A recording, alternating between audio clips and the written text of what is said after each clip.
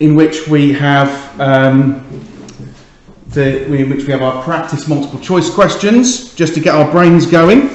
And there's some interesting thoughts from quite a few of you here.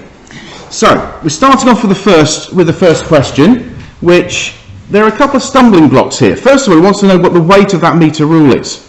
You're given the mass, but there's a stumbling block in that you're given the mass in grams. You're given Earth's gravitational field strength. We know that the weight of an object is the mass times the gravitational field strength. If that's the case, then we know that the mass we need to convert into kilograms. So that's 0.12.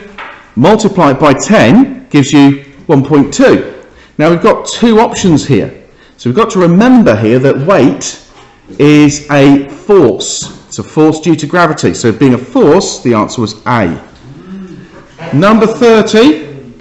It's a man walking on snowshoes. So this is the moment you're seeing snowshoes, we're thinking context, we're linking what we're seeing to the context, to the physics that we probably need to be thinking about. So he's walking in normal shoes, he sinks into the snow, he puts the snowshoes on, it doesn't sink into the snow. What are the explanations? So it looks for what's happened to the area in contact with the snow and the weight of the man. Well, his weight hasn't really changed very much. It might have changed a tiny bit because he's put snowshoes on, but really certainly won't have decreased, so it's going to be unchanged. The area in contact with the snow is going to have increased. So we're looking for the option that's got both of these correct. The answer is D. Okay? Now, this question, when you looked at energy,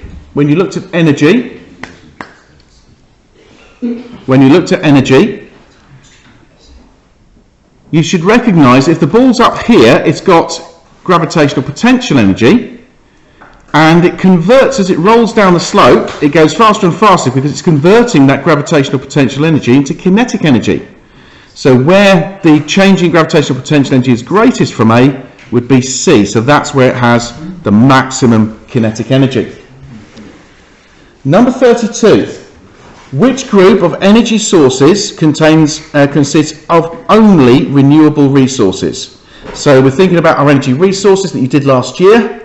So we're thinking about resources that won't run out. So we know that solar is renewable. We know geothermal is renewable. Is nuclear fuel renewable? No, it's not. We could run out of uranium, but let's just double check. Geothermal is renewable, solar is renewable, and wind's renewable. So the answer is probably B, but when we're doing this kind of question, we check. So we say that nuclear is non-renewable, solar and wind are, so that's not the case, and oil is non-renewable, so it's not D, so it must be B. Now, looking at this question, if you forgot that nuclear power was not renewable, how would you work it out from the question? Bit of problem solving. How would we solve that problem if you didn't know that nuclear power was non-renewable? Anyone?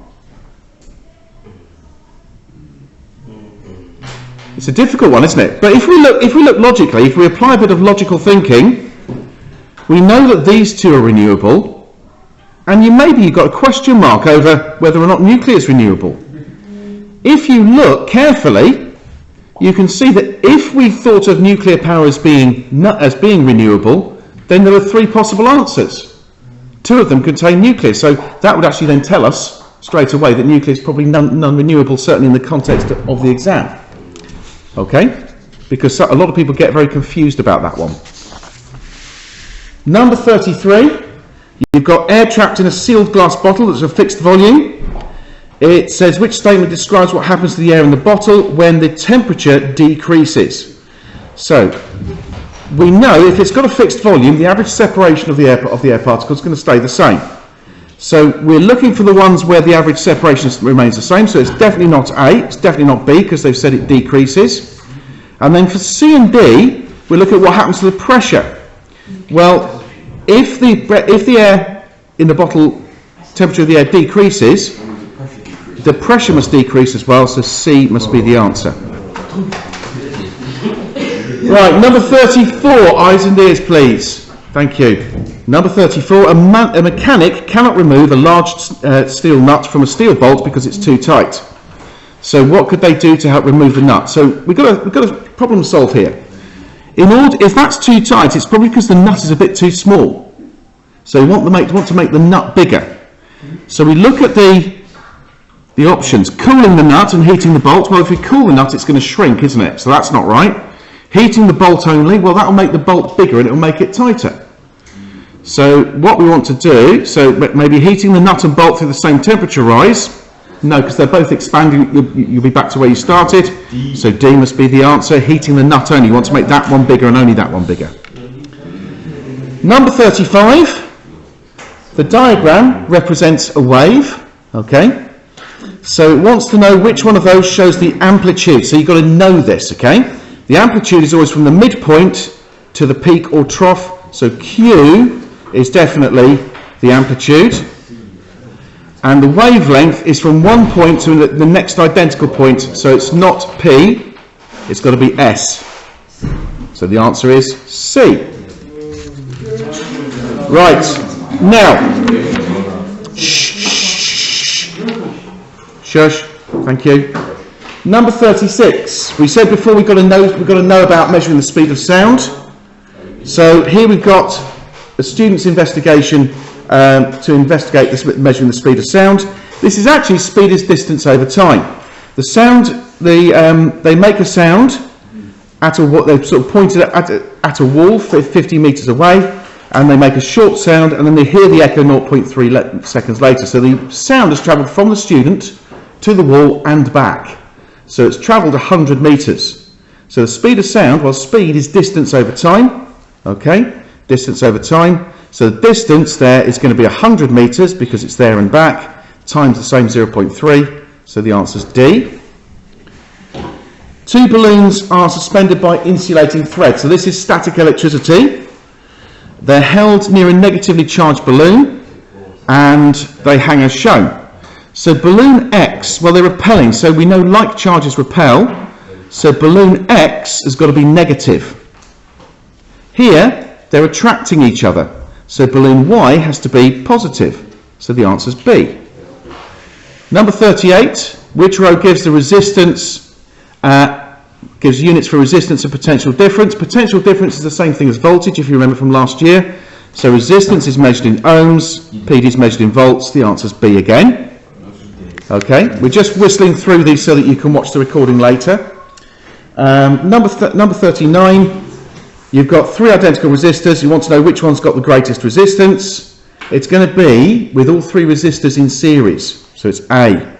Okay, remember in series, the total resistance is in parallel.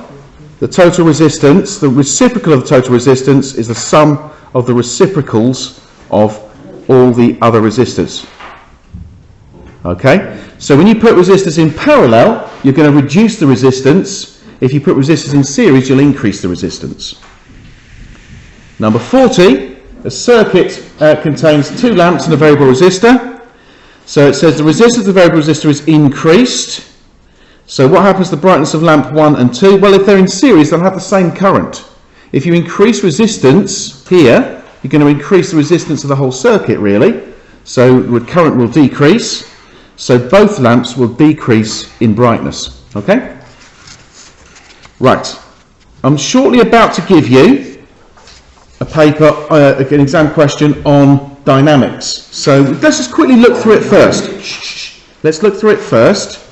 Question 3, you've got your scooter, your electric scooter, and it wants you to name force R from the diagram. I think that's quite easy.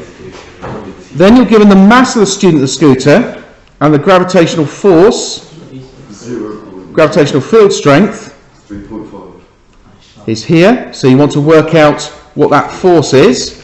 We did that in the multiple choice question. You're then given a speed time graph. You've got to find the maximum speed. So here we've got the speed here, so you want to find out where this number is going to be greatest on this graph. And you want to calculate the distance. Remember, for a speed time graph, the distance travelled is the area under the graph. Okay, and you've got, what shape you have here is a trapezium. Then the last part of the question is you're told the speedometer measures speed in kilometres per hour. It tells you the speed in kilometres per hour, and you've got to work it out in metres per second to prove that that's 1. The clue is that the speed is distance over time. So you're dividing the distance in metres in 1 kilometre by the time of 1 hour in seconds. Okay? That's what you've got to do. I'm going to give you 6 minutes on this. Okay, just 6 minutes to have a go at that. Your 6 minutes starts now. So we're going through this question. I've deliberately picked some fairly straightforward questions. Okay, but because we're really looking at exam technique, as I've said, you guys have got the knowledge. You've got the knowledge, but we need to learn how to sort of how to realise that, how to use realising to turn that knowledge into exam success. So we're looking at what force R is. Well, force R, everybody got this one, so I'm not going to spend time on it. Just a little point here.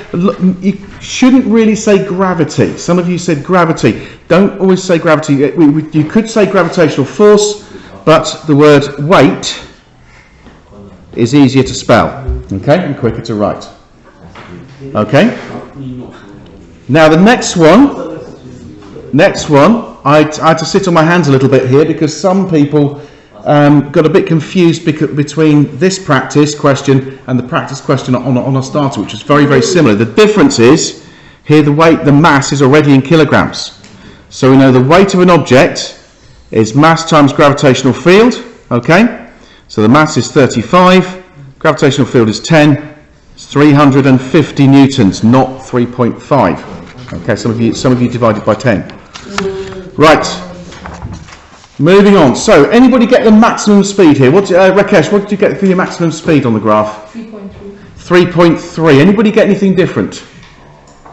That's correct. Okay, 3.3. Just reading it from the graph, I think everyone got that. So we're looking at this top part of the graph here. We know it tallies to 3.3. One thing that does help is if you're using a ruler or a straight edge, is actually drawing your working lines. It then says calculate the distance travelled while by the scooter at maximum speed. I'm going to show you 2 methods. Okay, I'm going to show you the trapezium method and then the separate shape method. So if we're calculating that distance travelled at maximum speed, while at maximum speed, are we going to use the trapezium? No. Okay, deliberately pulled you on a bit of a steer there, didn't I? What should we be measuring the area of?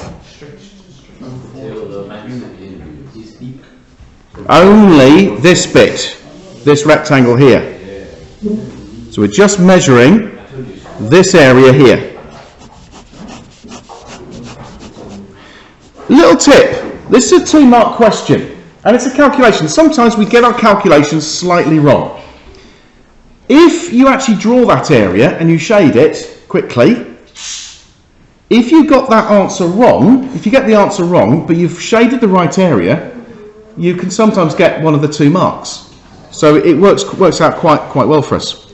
So maximum speed, we know it's the area, which is going to be the height, which is from 0 to 3.3, multiplied by the distance, the time, which is 246. So it's the width there. Alexa, what is 3.3 times 6?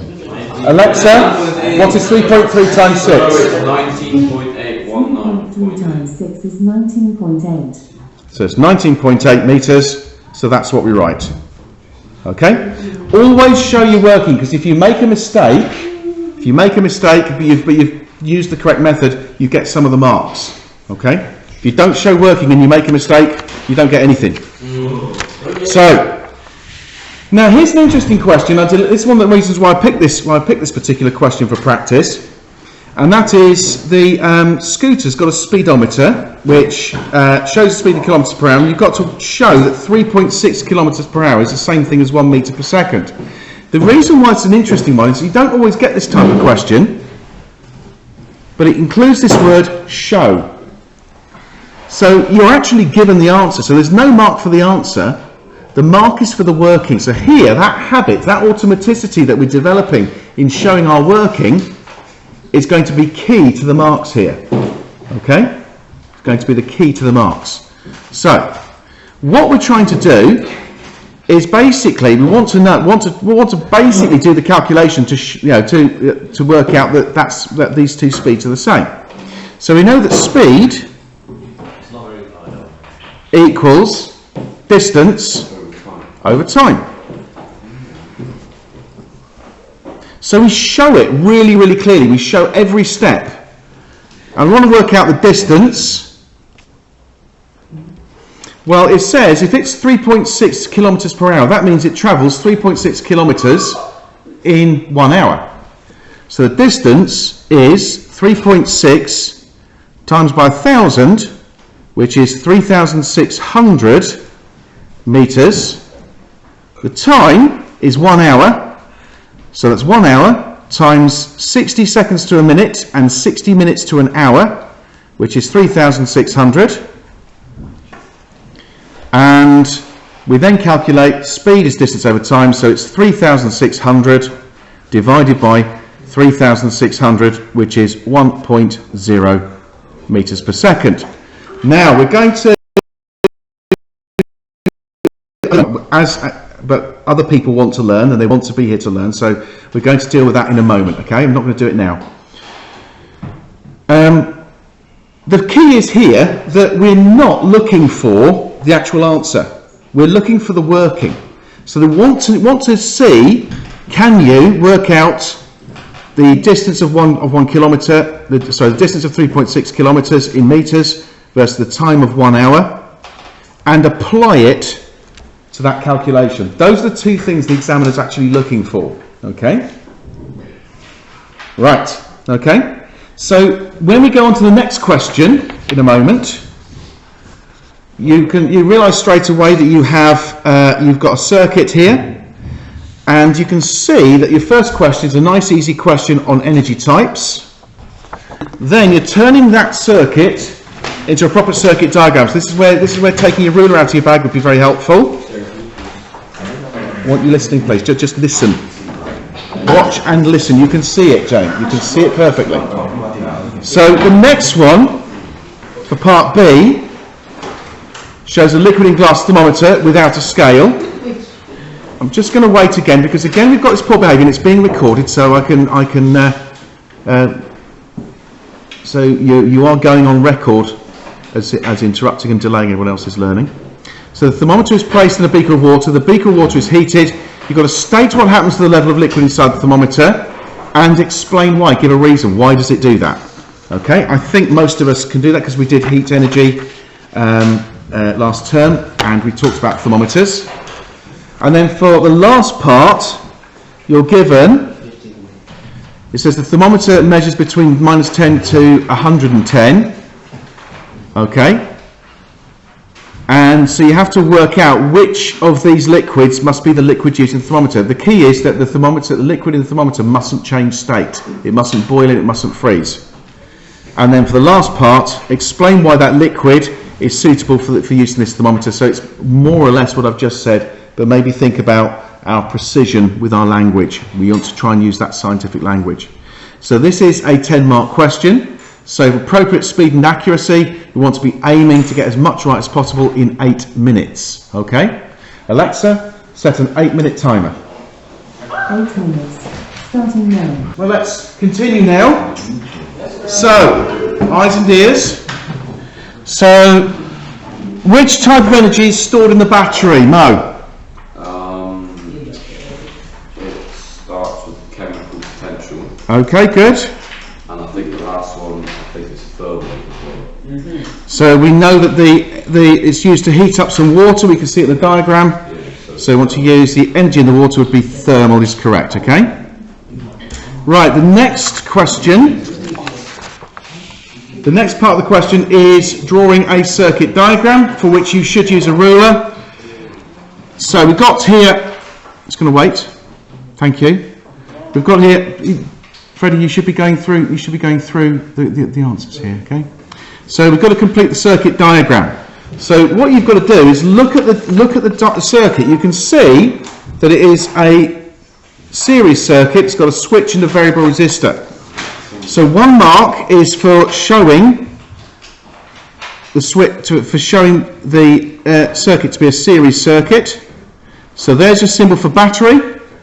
Okay, there's a battery, not a cell. There is your symbol for switch. Most of you got that one. Some of you need a little bit of help on variable resistors. The trick is, with anything that's a resistor, you draw a symbol for a resistor. A variable resistor has not just a line, but an arrow through it. Okay? Okay, think of it as the resistance can go up or down. Okay? So you just draw an arrow through it, like that. So it's literally 3 marks. It's 3 marks. 1 for having it all in series, 1 for having all the components in place, 1 mark is given for showing the correct symbols. Okay? So the thermometer is placed in the beaker of water. So what happens to the water is heated. What happens to the level of liquid? Well, first of all, it rises. I think we do that. So why does the water level rise, Zane? Why does the liquid level rise? Because the mercury inside the thermometer expands. Okay, so the liquid, it's a liquid in glass. Liquid in glass could be any liquid. Liquid expands when heated. Okay, so there's our precise answer. We're going to be very, very careful because we're giving a reason, so you have to use a little bit of precision. You have to be very specific. The liquid expands when it's heated or when its temperature rises. Okay. Last 2 parts.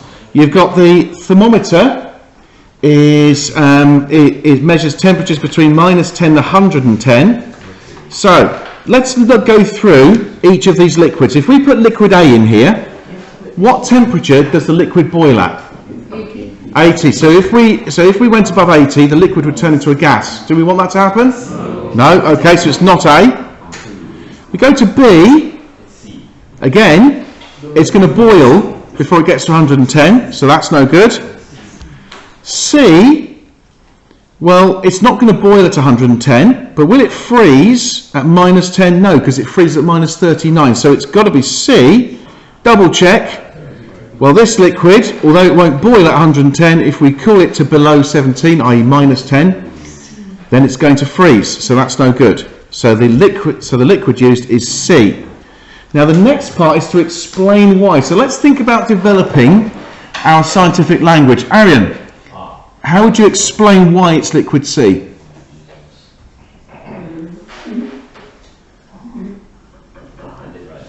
You're not sure? Okay. Daniel? If it goes above 110, then it will still stay a liquid because its boiling point is Right. 367. Right. So the first thing we say is the liquid needs to be a liquid.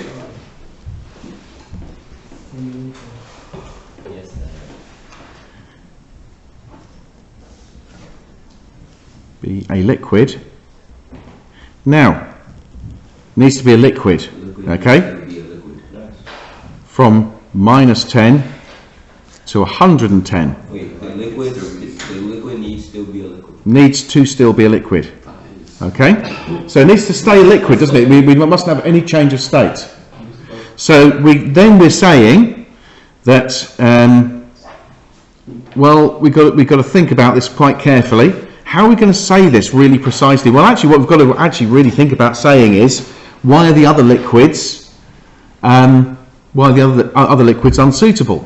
Well, first of all, liquid D would freeze. Liquid D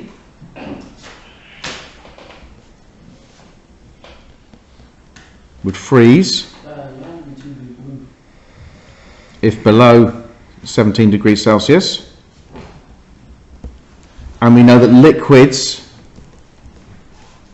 A and B would boil. And that would be above 80 or 79 degrees Celsius. So what we're doing is we're saying is the key part here is being able to recognise that for a liquid in glass thermometer it needs to stay liquid for the whole range of temperatures. Right, we have got one more question to do. This is question number 6. This one's all about circuits, and there's a little bit on waves as well. You might get a little bit on waves in your exam. So I'm going to give you, as it's a 9-mark question, I'm going to give you 7 minutes. So onto this question. It looks like a strange sort of question about chicks. You look at the picture and you think, oh, it's a geography, it's a biology question. It's actually not. So we're looking at the electromagnetic spectrum. Now, it says to put visible light and infrared radiation in the right place. So we're thinking about the electromagnetic spectrum. Now they've put it here, back to front, to the way that we've learnt it. So we think about our order. We start with the longest wavelength here. The next longest is going to be microwaves. The next one would be infrared. Then you'd have visible. Then you'd have ultraviolet, and then you would have your X-rays. So the ones you want are visible light in the middle box, and infrared in the box that's next to it. Okay, that's all that is. You have to put them in the right boxes. Okay, so you have to remember that order of the electromagnetic spectrum. Heat lamp is connected to 230 volts electricity supply, so it's got a current of 1.1 amps. Resistance is going to be potential difference over the current, okay, because the potential difference is current times resistance. So the potential difference is 230 volts. The current is 1.1 amps, which gives you 209.09, we'll just say 209 ohms. The next one is the advantage of connecting heat lamps in parallel. Well, first of all, they can be independently controlled. Okay. The second advantage of putting the two lamps in parallel is the fact that if one lamp breaks, the other stays on.